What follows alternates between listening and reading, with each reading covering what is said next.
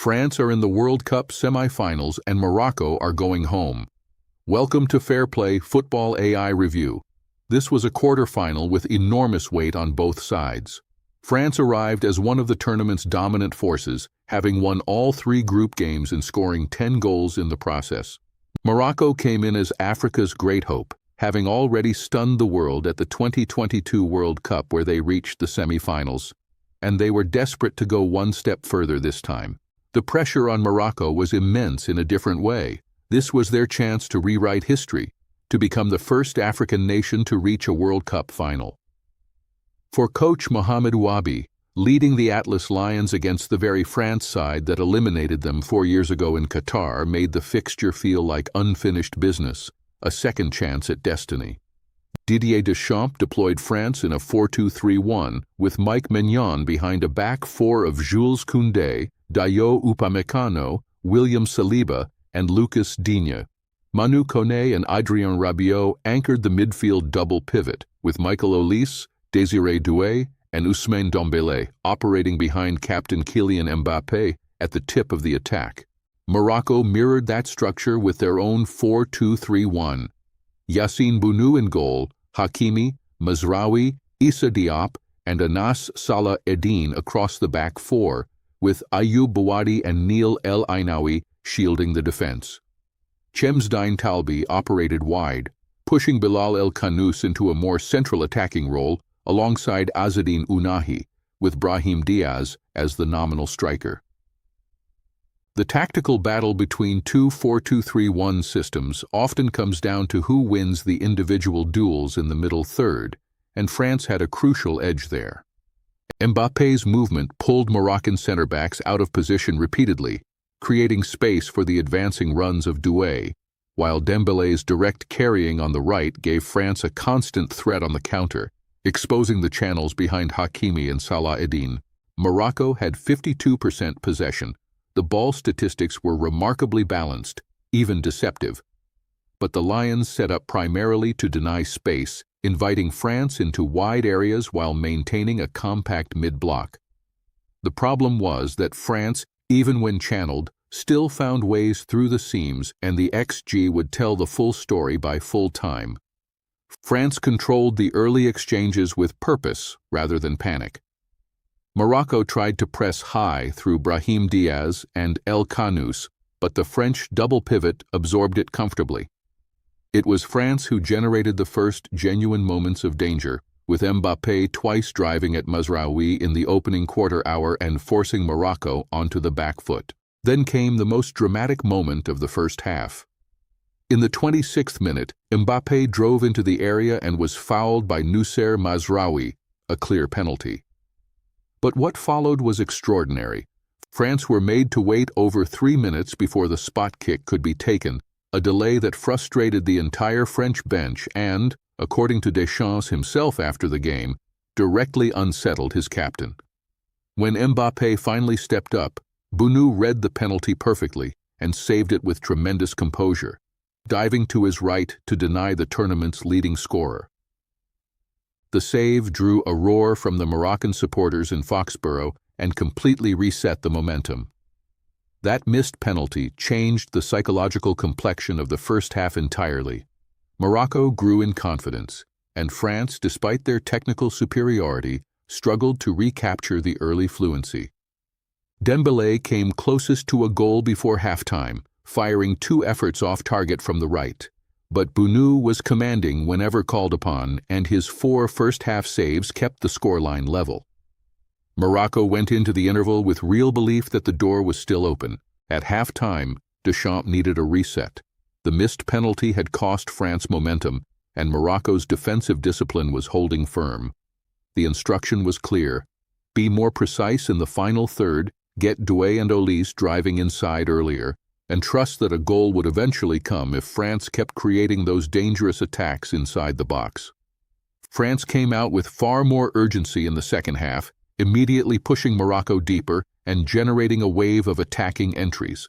Where the first half had been tentative after the penalty miss, the opening exchanges of the second 45 saw Mbappé, Dembélé, and Olise all pressing the Moroccan backline with renewed intensity.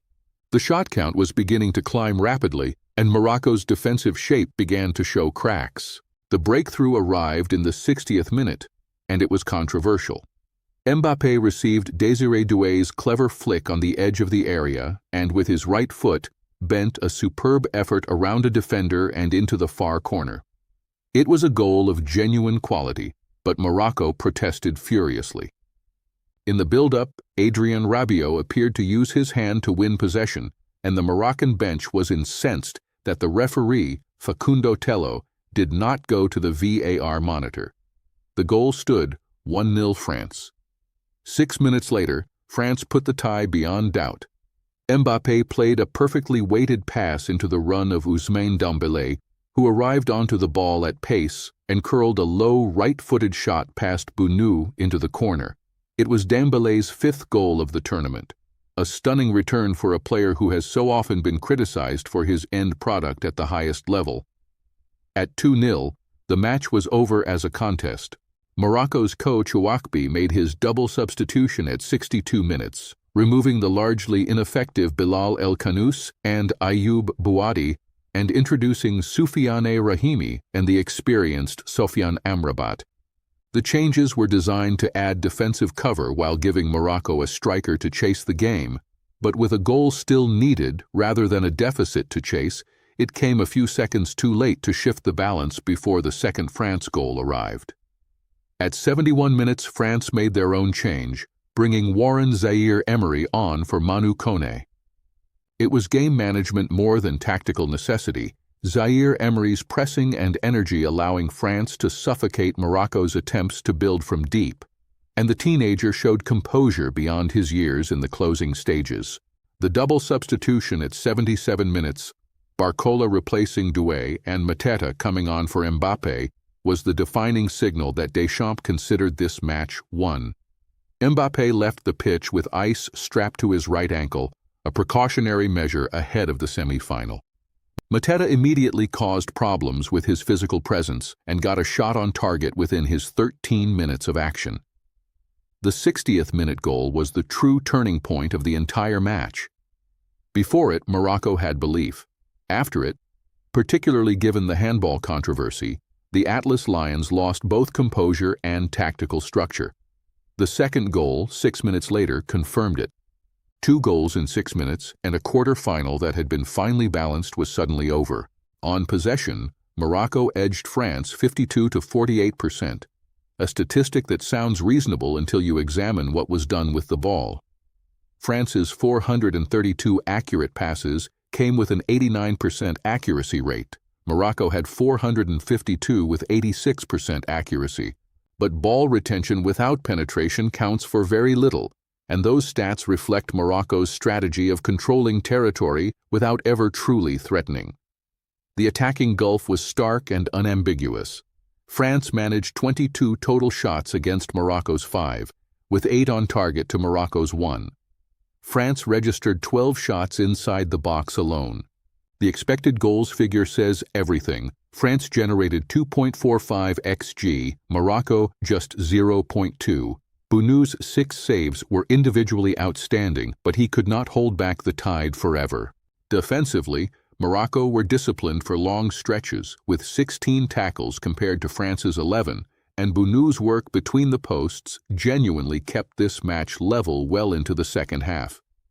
But when France's technical quality and movement finally found the gaps, the defensive structure fell apart in the space of 6 minutes. Saliba and Upamecano, meanwhile, were virtually untroubled. They combined for over 120 passes and conceded almost nothing in behind. Kylian Mbappé was the standout performer for France, even in a match where he missed a penalty and was substituted in the 77th minute.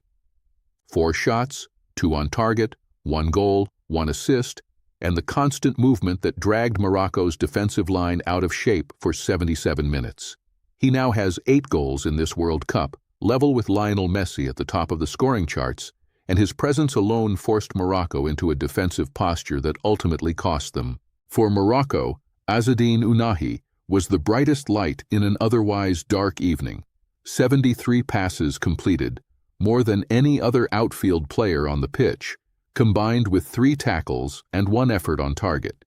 He carried the ball with intelligence and urgency, and was one of the few Moroccan players who genuinely looked capable of creating something.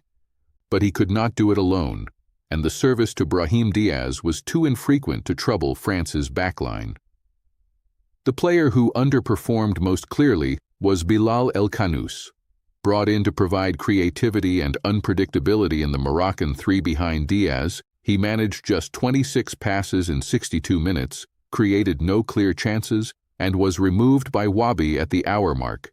In a match Morocco needed him to unlock a disciplined French defensive structure, he was essentially invisible, a deeply disappointing showing at the biggest stage.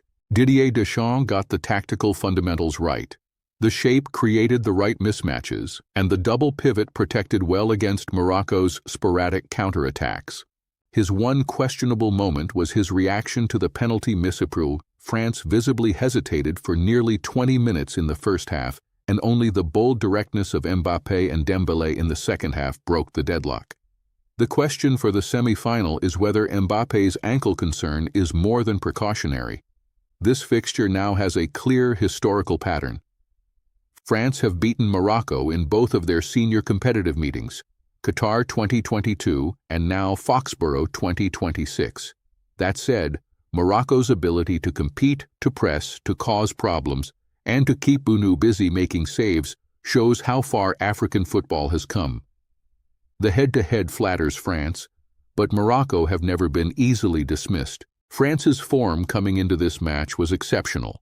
9 wins from their last 10, including a perfect group stage and a round of 16 victory over Paraguay. They are fit, deep in squad, and with Mbappé now scoring 8 tournament goals, have the tournament's most dangerous individual. The ankle concern is the only note of caution for what could be a historic run. Morocco arrived in this quarterfinal on the back of 9 wins from their last 10 across all competitions, including victories over Canada, the Netherlands, and Haiti in this tournament. They were the last African team standing. Now they are eliminated, and African football will have to wait again for that first ever finalist. The Atlas Lions gave everything. Wabi's squad showed heart throughout, but France simply had too much quality. France advanced to the World Cup semi-final with a perfect record, 3 wins from 3 in the group stage, and now 2 clean sheets in the knockout rounds. They will face the winner of the other quarterfinal, and with Mbappé at this level, they are the tournament's most formidable side. Morocco's journey ends here, but they depart with enormous pride intact. For France, the semi-final presents the next challenge, and the question of Mbappé's fitness will dominate the build-up. If he is available and sharp, the tricolores have every reason to believe a second World Cup title in 8 years is within reach. For everyone watching world football, that prospect is extraordinarily compelling. This was a quarter-final settled by individual brilliance overcoming collective organization. 2 goals in 6 minutes, 1 controversial, 1 emphatic, ended Morocco's dream.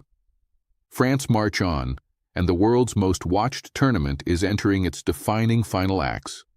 FairPlay Football AI Review will be covering every moment. That's the FairPlay verdict on this one. If you want more analysis like this, follow us. Find us on YouTube, Instagram, and TikTok at FairPlay AI, and follow Anthony personally on X at Anthony Fairplay. See you next match.